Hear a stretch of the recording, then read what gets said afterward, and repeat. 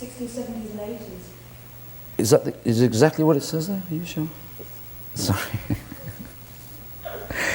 Do that again. Read it. They're very accurate in America, man. They like things down, You know, what it says is, what are your overviews of the rock music in the 60s, 70s and 80s? Ah, okay. Here we go again. Ready? Go. Go. I can just start talking, guy. Yeah, it's almost Right.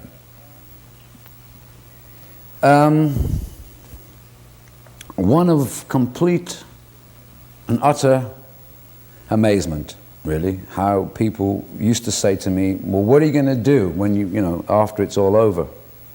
Or what are you going to do afterwards? What, are you going to get a job?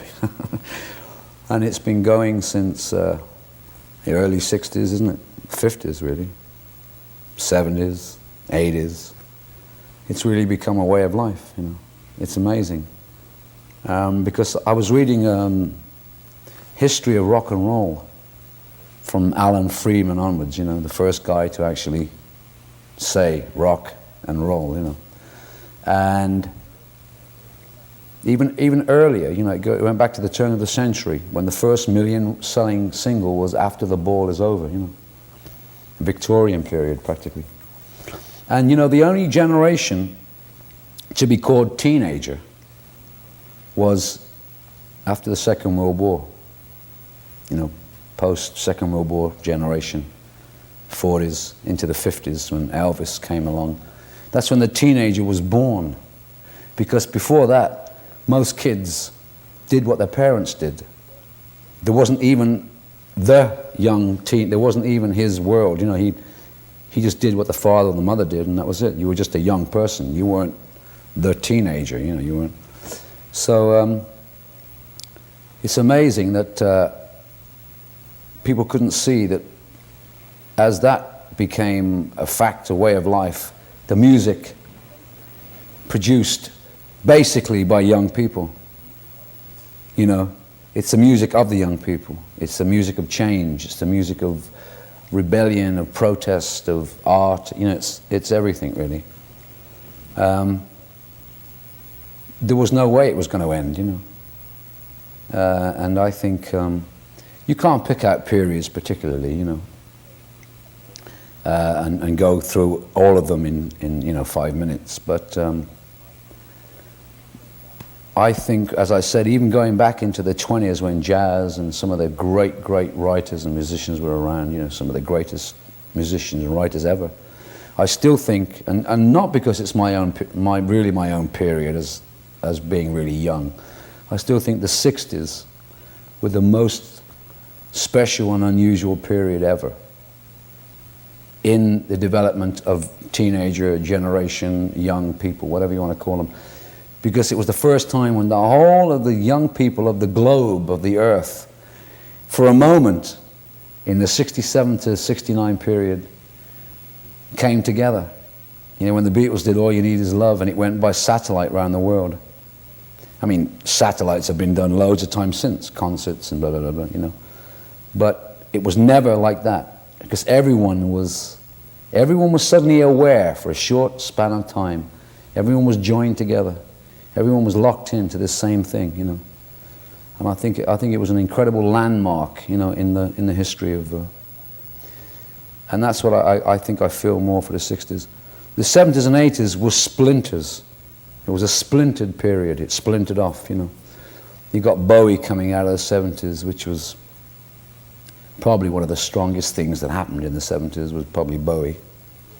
Although Bowie was really at the end of the 60s, early 70s.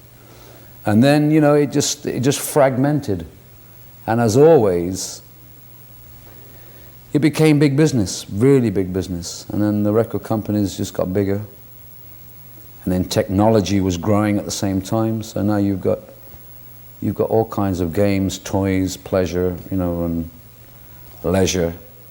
You buy an album now, you get toothpaste, a t-shirt, a bag, maybe, a sweater, a scarf.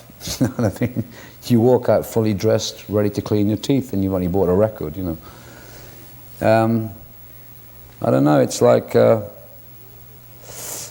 Andy Warhol said everyone will be famous. Everybody in the world will have their, will be famous for a second or two. And it's getting to that stage now. It's speeding up all the time, it seemed to be like Crosby, Stills and Nash was the whole year or 2 years. You were surrounded by Crosby, Stills and Nash. It took over the airwaves. Everyone was listening to it. That album was phenomenal. It was. Now things happen and it's gone. It's doesn't last quite so long. Not because of the fault of the artist, but I think because of the business. Can you sum up Jim Capaldi in a few sentences? That's who's that? That's a guy that. Don't tell me. Yeah, he was.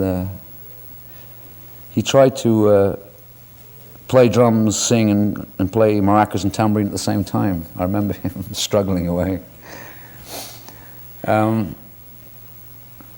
What can I sum him up as? Struggling Italian in England.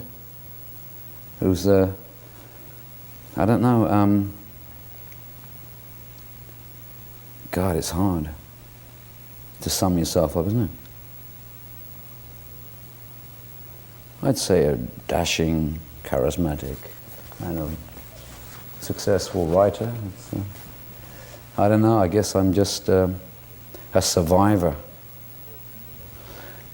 More than a survivor, I don't think I'll ever stop being turned on by music, which is good. I think that's the most important thing. I think when I was a kid, I had an incredible amount of energy. I was very hyper kind of a kid. And I think what you are, from the minute you're conceived, is what you are and what you remain. Changes come and go.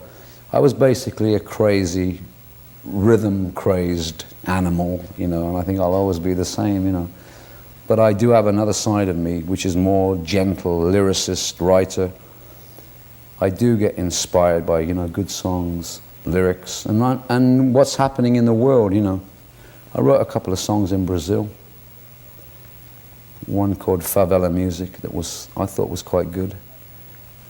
I catch myself when I feel that I'm doing something that's very pretentious and very contrived. And it's a terrible thing to say, but it happens more the older you get. It seems to slip in. They keep slipping in on you, And I think just trying to live on the edge and stay and write the things that have meaning, that say something. It doesn't matter if it's not popular for the moment, you're not flavor of the week. It's okay, it's cool. Because it comes and goes, And if you stay doing what you do, I think in the end, it gets through. And I think, you'll feel satisfied with yourself at the end of the day if you haven't really sold out, Is there anything particular, say in the next 10 years, that if you could actually in 10 years' time look back, that you'd like to become? That I didn't do? Yeah. Looked at the contracts more closely. That's about it, really. How do you see yourself in 10 years' time? I didn't become a movie star. I should have done that. Forgot that. Why did I miss that? In 10 years' time, probably as a, aging drummer lyricist, rock and roller, who's probably got 2 bad legs from playing football. I don't really know in 10 years' time. Will we be here in 10 years' time? Can anybody tell me that? Is there anybody out there? Anybody at all? If Ronnie Reagan, doesn't fall asleep over one of the buttons, we might survive. I don't mean that disrespectfully, but I think there's a very good chance that the unthinkable will happen. Why not? Simply because human nature has never stopped itself from going all the way, has it? I hope it never happens, So I don't look that far ahead,